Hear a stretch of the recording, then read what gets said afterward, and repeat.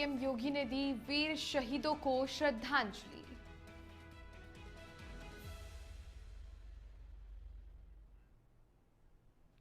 पचहत्तर हजार दीपकों से जगमगाया सरोवर।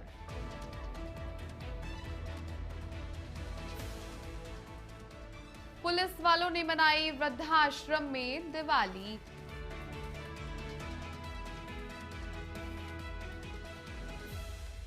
जोखिम भरा सफर।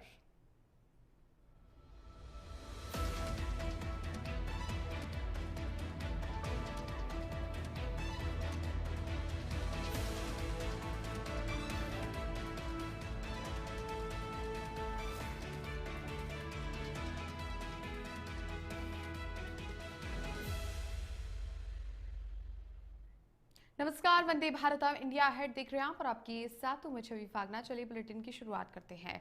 खबर लखनऊ से है, जहां पर पुलिस स्मृति दिवस पर मुख्यमंत्री योगी को पोस्ट किया गया। आज लखनऊ में आयोजित कार्यक्रम में ये सम्मिलित भी हुए और शहीद पुलिस जनों के परिवार सदस्यों को मैं आश्वस्त करता हूं, ये सीएम की ओर से कहा गया।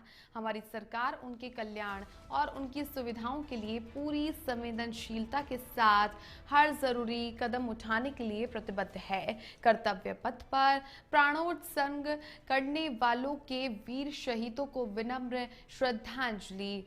मुख्यमंत्री योगी आदित्यनाथ की ओर से एक मैसेज दिया गया है, जिसके बाद में पुलिस स्मृति दिवस पर सीएम योगी ने एक मैसेज दिया और ऐसे में लखनऊ में भी कार्यक्रम का आयोजन किया गया। इसमें मुख्यमंत्री योगी आदित्यनाथ को इनवाइट किया गया और इस कार्यक्रम में भी वो शामिल हुए। इसके अलावा शहीद पुलिस जनों के जो परिवार वाले हैं वो हमेशा उनके साथ में खड़े रहेंगे और पूरी संवेदनशीलता के साथ में हर जरूरी कदम उठाने के लिए यूपी सरकार की ओर से तमाम जो प्रयास है वो किए जाएंगे। इसी को लेकर के मुख्यमंत्री योगी आदित्यनाथ ने भी अपना संबोधन दिया और इसके अलावा सीएम योगी ने शहीद पुलिस जो जन हैं उनके परिवार वालों से भी मुलाकात की।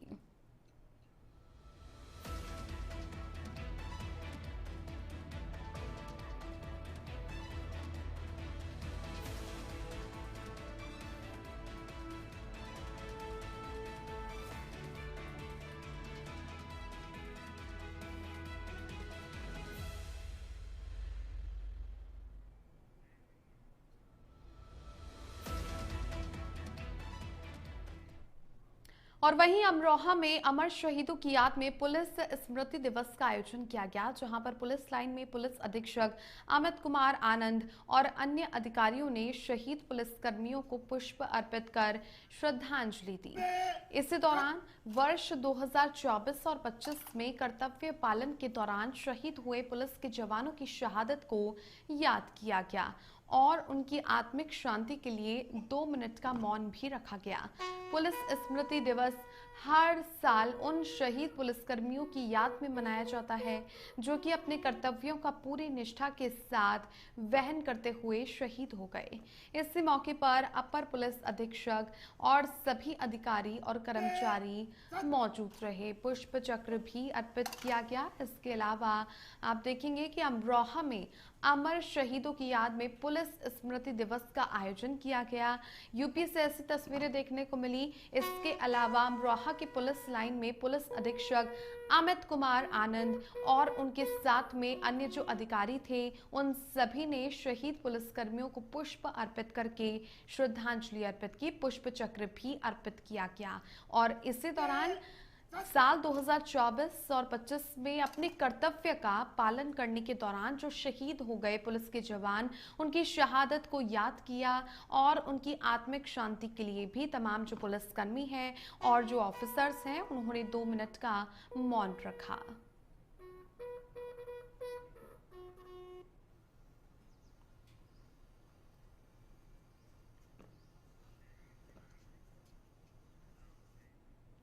आगे बढ़ते हैं। अब खबर बाराबंकी से है, जहां पर पुलिस अधीक्षक अर्पित विजय वर्गीय ने राजकीय बालिका संप्रेषक गृह और मातृ पितृ सदन वृद्धाश्रम में वृद्धजनों और बालिकाओं के साथ में मिलकर के दीपावली का पर्व मनाया।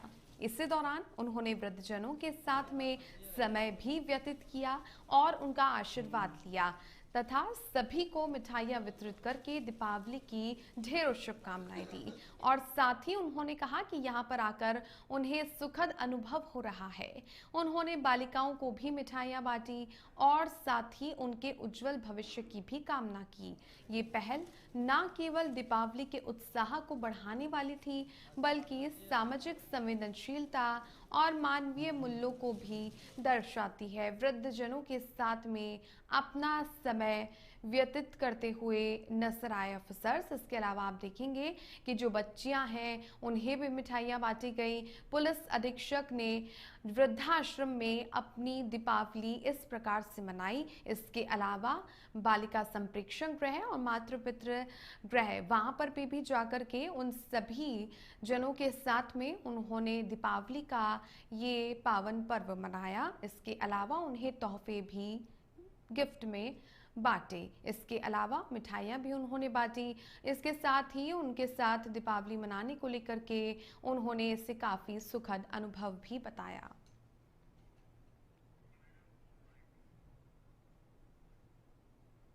ये आज दीपावली के उपलक्ष्य में सफेदाबाद के स्थित ओल्ड एज होम में मैं आज यहाँ आया हूँ और काफ़ी अच्छा लग रहा है। हमारे जो वृद्धजन हैं जो यहाँ के निवासी हैं उन लोगों से मिलके और उनके साथ ये दीपावली का पर्व बना के और यहाँ मुझे बताया गया 100 से ऊपर लगभग पुरुष महिला वृद्धजन यहाँ रह रहे हैं और जिनकी सारी जो जिम्मेदारियाँ हैं, सारे जो देखभाल है यहाँ पे लोग अच्छी तरीके से करते हैं और काफ़ी अच्छा फील कर रहा हूँ कि जो हमारे यहाँ लोग हैं उनकी ब्लेसिंग्स भी मिली है, उनका आशीर्वाद भी मिला है और मैं प्रयास करूँगा कि आगे भी इन लोगों के साथ मिलके आगे बढ़ते हैं। अब आपको तस्वीरें दिखाते हैं यूपी के सीतापुर की, जहां पर श्यामनाथ मंदिर पर भव्य और दिव्य दीपोत्सव मनाया गया। इस बार 75,000 दीपों से सरोवर आलोकित किया गया। रामपथ आकर्षण का केंद्र रहा।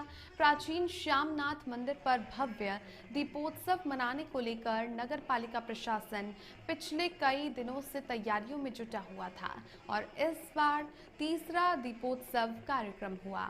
हर साल की तरह छोटी दिवाली पर इस बार श्यामनाथ मंदिर के सरोवर को 75,000 दीप जलाकर के जगमग किया गया।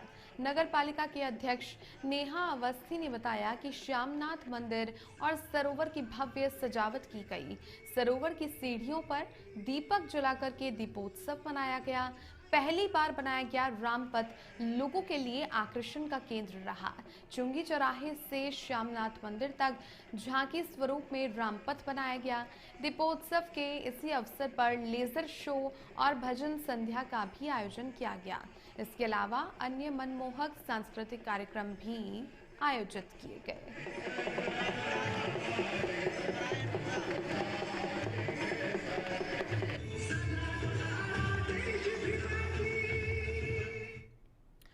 अब खबर ग्रेटर नोएडा से है, जहां पर पुलिस मुठभेड़ में युवक के पैर में गोली लगने से वो घायल हो गया। बता दें कि दादरी में हुई हत्या के आरोपी को पुलिस गिरफ्तार करने के लिए गई थी। साक्ष्य जुटाने के दौरान आरोपी भागने लगा।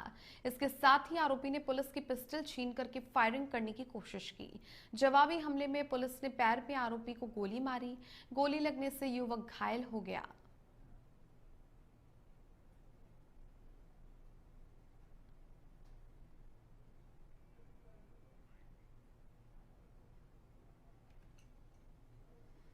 रात्रि लगभग 8:30 बजे थाना दादरी पुलिस को सूचना प्राप्त हुई कि ग्राम नगला नैनसुख में गोली चलने से एक व्यक्ति की मृत्यु हो गई है।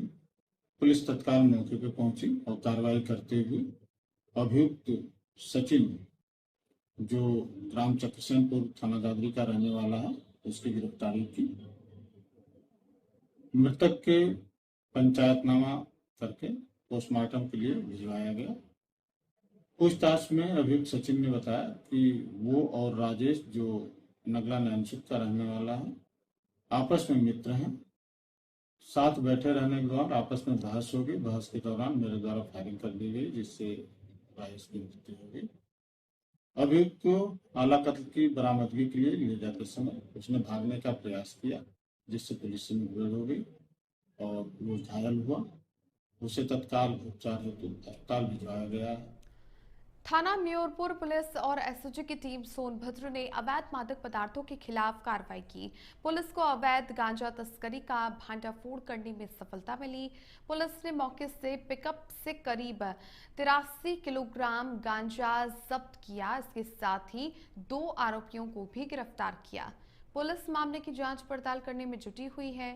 थाना म्योरपुर पुलिस टीम ने बबनडीहा जंगल के पास में पिकअप से 82 किलो 800 ग्राम अवैध गांजा जब्त किया है और 5 बोरियों में 77 पैकेट में छिपाकर के गांजा ले जाया जा रहा था। पुलिस ने मौके से 3 मोबाइल फोन, 1100 रुपए नकद बरामद किए हैं। इसके अलावा आरोपी शुभम उर्फ श्यामू और राजू को गिरफ्तार कर लिया गया है। पुलिस ने आरोपियों को कोर्ट में पेश करके रिमांड प्राप्त कर लिया है।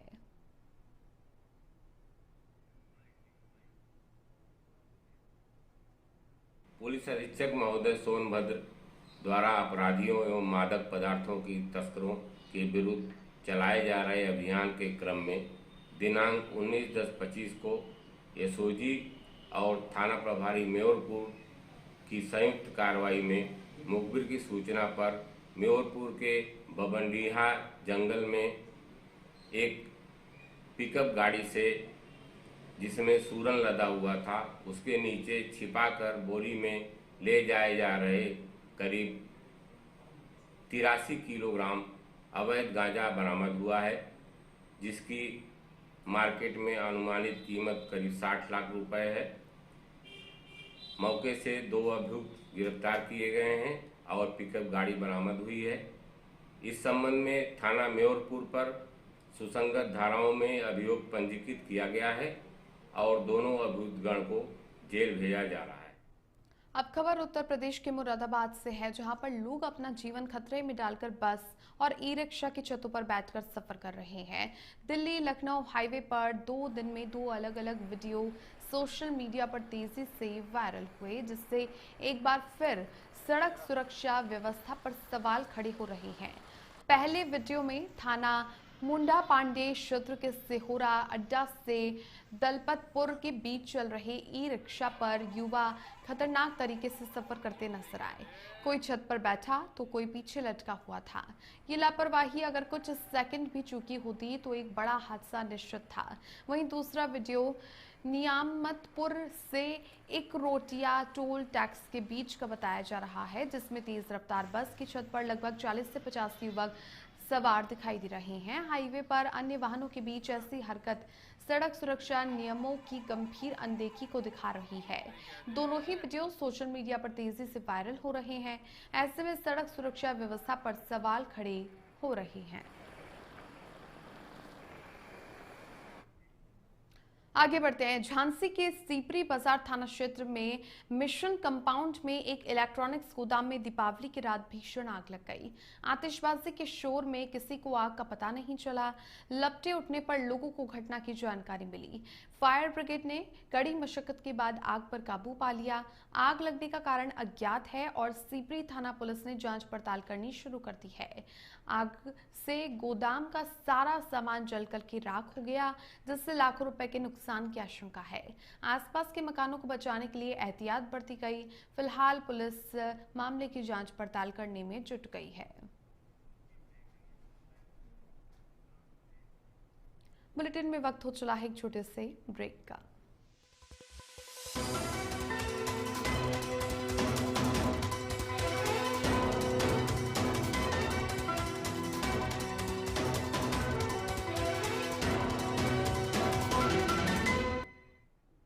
ब्रेक के बाद आपका स्वागत है। चलिए आगे बढ़ते हैं। देखिए, जनपद बुलंदशहर के नई बस्ती मोहल्ले में अज्ञात कारणों के चलते एक मकान में आग लग गई और आग लगने से आसपास के लोगों में भगदड़ मच गई। कड़ी मशक्कत के बाद में घर वालों ने आग पर काबू पाया। आग लगने के कारणों का अभी तक पता नहीं चल पाया है। वहीं पीड़ित दीपक चौहान ने बताया कि आग लगने से करीब 25 लाख रुपए का नुकसान हो गया, जिसमें 10 लाख रुपए मकान बनाने के लिए कैश रखा था और करीब 15 लाख रुपए के जेवरात थे। परिजनों ने 112 नंबर के माध्यम से पुलिस को सूचना दी और चौकी में तहरीर दे दी है।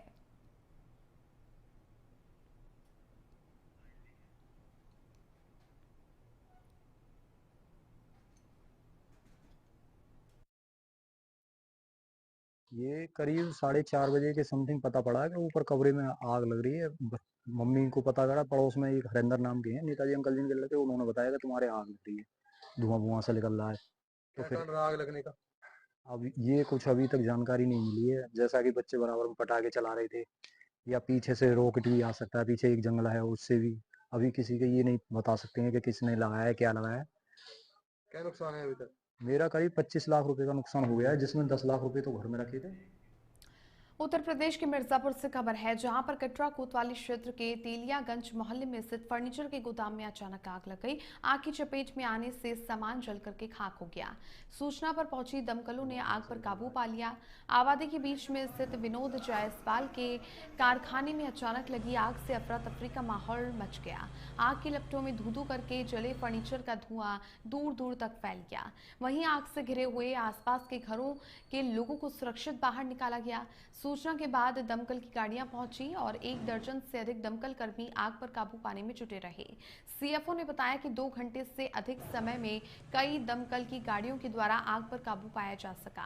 कारखाने में काफी ज्वलनशील सामान था, जिससे आग काफी भड़क गई। शॉर्ट सर्किट या पटाखे या किसी अन्य कारण से आग लगने की आशंका है।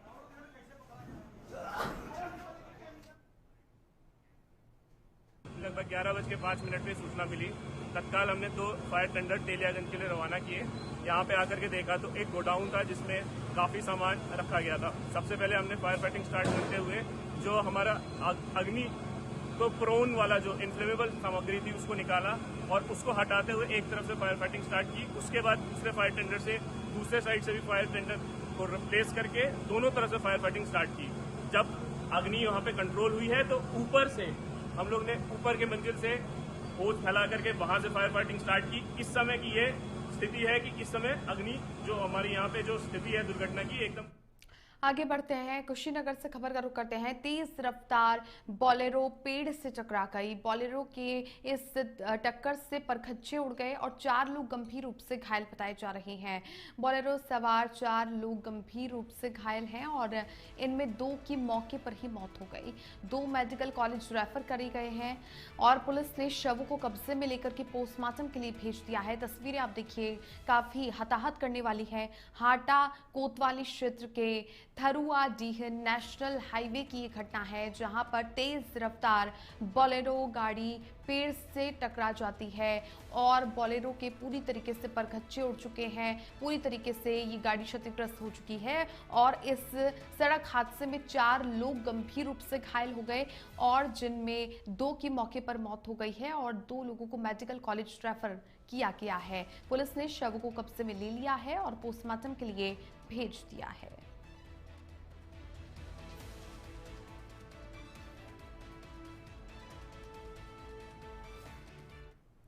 पीलीभीत के जहानाबाद क्षेत्र के ग्राम बिंदुआ में एक सनसनीखेज मामला सामने आया है, जहां पर गांव के निवासी वृंदावन नामक युवक गेहूं पिसवाने के लिए घर से निकला था, जो कि वापस नहीं लौटा। जहां पर परिजनों ने रात भर लापता युवक की तलाशी की, लेकिन उसका कोई पता नहीं चला। आज सुबह वृंदावन का जो शव है वो गांव के ही एक नाले में पड़ा हुआ मिला। सूचना मिलते ही हल्का पुलिस मौके पर पहुंची और शव को पोस्टमार्टम के लिए भेज दिया। इस घटना के बाद मृतक के परिजनों ने कोतवाली जहानाबाद के बाहर जमकर हंगामा खड़ा किया और पुलिस पर गंभीर आरोप लगाए। परिजनों का कहना है कि युवक वृंदावन की हत्या की गई है। हंगामे के दौरान पुलिस ने एक युवक को खींचते हुए थाने ले गई, जिसके बाद में उसे छोड़ दिया गया। वहीं पुलिस की कार्रवाई पर भी सवाल उठाए जा रहे हैं। इस मामले में थाना प्रभारी प्रदीप बिश्नोई ने बताया कि युवक का शव गांव के नाले में मिला है और उसे पोस्टमार्टम के लिए भेज दिया गया है। पूरे मामले की जांच की जा रही है।